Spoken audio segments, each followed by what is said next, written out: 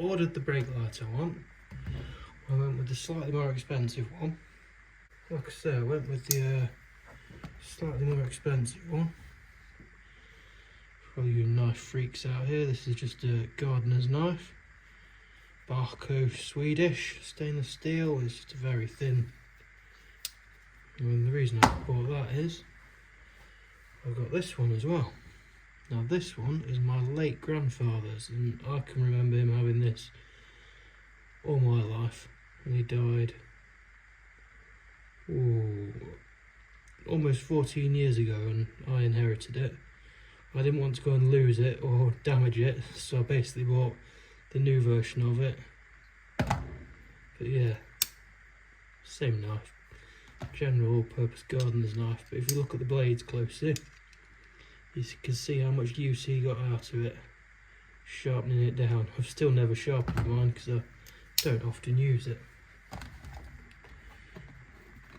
Let's try to get into this box and split the tape.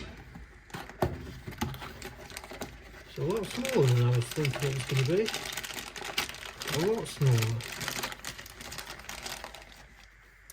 But I like the size. Hang about. Banana for scale.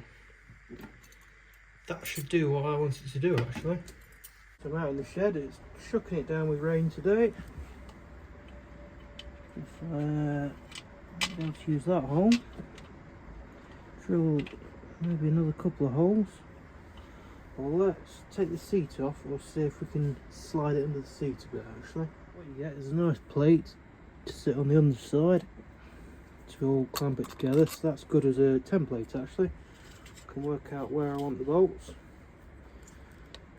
I've realised I don't need the wiring to go through the mudguard, because then it's got to come back through again. Drill another hole here, but I don't, if I can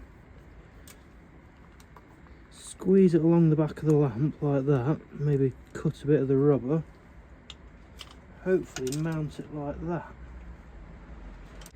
Oh yes, just checking for fitment with the seat on. I think I can get away with using this big hole.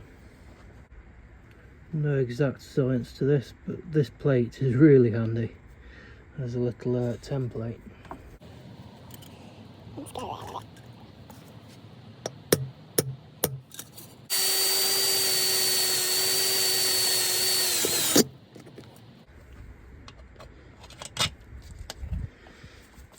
That's my plan.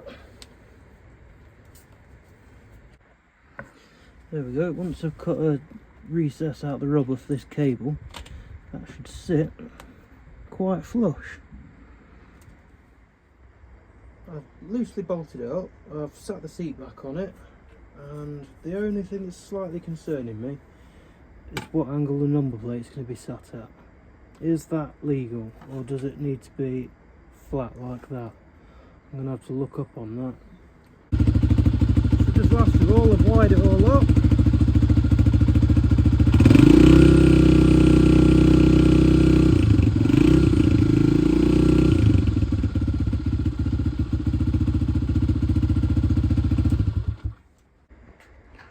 One last thought before I put the Vespa back in here and go inside.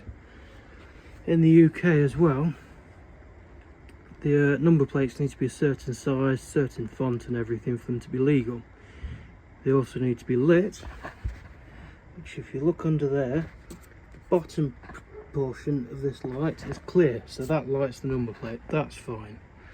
What is a concern is on the rear of any vehicle you need to have a red reflector for when your lights are off, if it's parked up, or basically you need a reflector, so if the headlights of another vehicle shine at the back of yours and your stop lamps failed, that at least something's reflecting.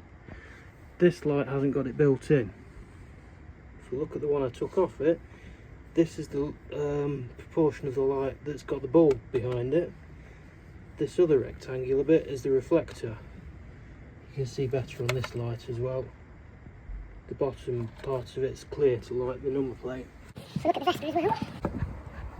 You got the lamp, and then that bit's a reflector.